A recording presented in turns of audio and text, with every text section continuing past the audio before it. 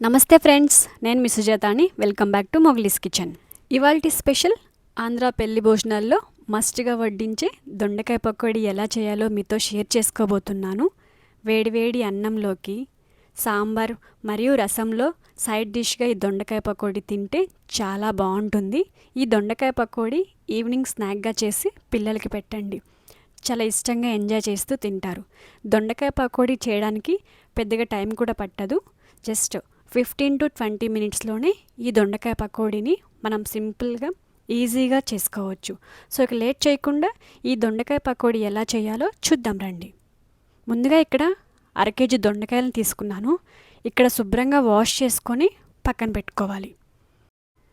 అలాగే ఇప్పుడు దొండకాయకి తొడిమెలు తీసేసి సన్నగా కట్ చేసుకోవాలి. వీలైనంత సన్నగా కట్ చేసుకోండి, అప్పుడే దొండకాయ పకోడీ అనేది క్రిస్పీగా వస్తుంది. సో చూస్తున్నారు కదా, ఇలా కట్ చేసుకుంటే సరిపోతుంది. మనం సన్నగా కట్ చేసుకున్న దొండకాయ ముక్కల్ని ఒక బౌల్లోకి తీసుకోవాలి. ఇప్పుడు 1 tablespoon salt, 1/2 teaspoon పసుపు, అలాగే 1.5 టేబుల్ స్పూన్ కారం, 1 టీ స్పూన్ అల్లం వెల్లుల్లి పేస్ట్, అలాగే 1/2 టీ స్పూన్ గరం మసాలా, కొద్దిగా జీలకర్ర, అలాగే 4-5 రెమ్మలు కరివేపాకు వేసుకొని బాగా మిక్స్ చేసుకోవాలి. ఈ అల్లం వెల్లుల్లి పేస్ట్, గరం మసాలా, ఉప్పు, కారం దొండకాయకి పట్టేలాగా బాగా మిక్స్ చేసుకోండి. అలాగే ఇప్పుడు ఇందులోకి 3/4 కప్పు శనగపిండి వేసుకోవాలి. అలాగే ఒక 2 టేబుల్ స్పూన్ల బియ్యపిండి వేసుకోవాలి. ఇప్పుడు ఈ దొండకాయ ముక్కలకి బాగా కోట్ అయ్యేలాగా మరోసారి మిక్స్ చేసుకోవాలి. మనం దొండకాయలో కూడా ఎక్కడ వాటర్ అనేది వేయమండి. దొండకాయలో నుంచే వాటర్తోనే మనం ఈ పిండి అంతా బాగా కలుపుకుంటాము. ఎక్కడ కూడా వాటర్ వేయాల్సిన పని లేదు. ఇలా కలుపుకున్న పిండిని మనం పక్కన పెట్టుకోవాలి.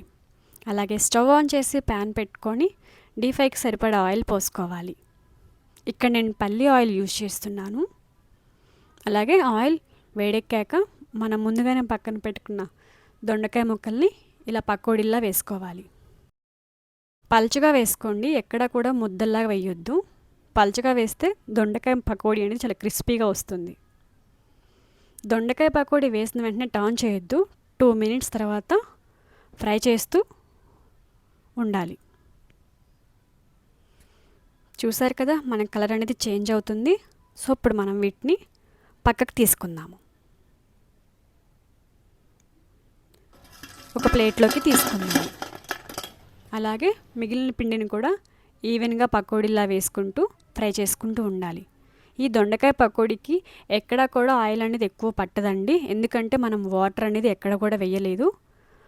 దొండకాయలో ఉన్న వాటర్తోనే మనం పిండిని కలుపుకున్నాం కాబట్టి దొండకాయ పకోడీకి ఎక్కడా కూడా ఆయిల్ అనేది పీల్చదు. ఇవి కాస్త గోల్డెన్ కలర్కి వచ్చాక వీటిని ప్లేట్లోకి తీసుకోవాలి. అలాగే ఇందులోకి సన్నగా కట్ చేసుకున్న 5-6 పచ్చిమిర్చి, 4-5 రెమ్మల కరివేపాకు వేసుకొని లైట్గా ఫ్రై చేసుకోవాలి.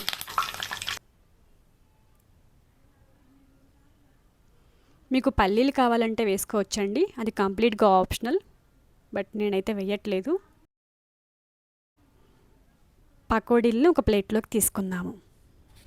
అలాగే పచ్చిమిర్చి అండ్ కరివేపాకుని పకోడీల మీద స్ప్రింకిల్ చేసుకోవాలి.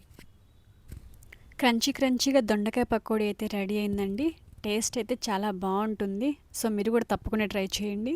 అలాగే ఈ వీడియో నచ్చితే లైక్ చేసి మీ ఫ్రెండ్స్ అండ్ ఫ్యామిలీస్కి షేర్ చేయండి. మీలో కనుక ఎవరైనా కొత్తగా చూస్తున్నట్లయితే మన మొగ్లీస్ కిచెన్ని సబ్స్క్రైబ్ చేసుకోండి. Thanks for watching.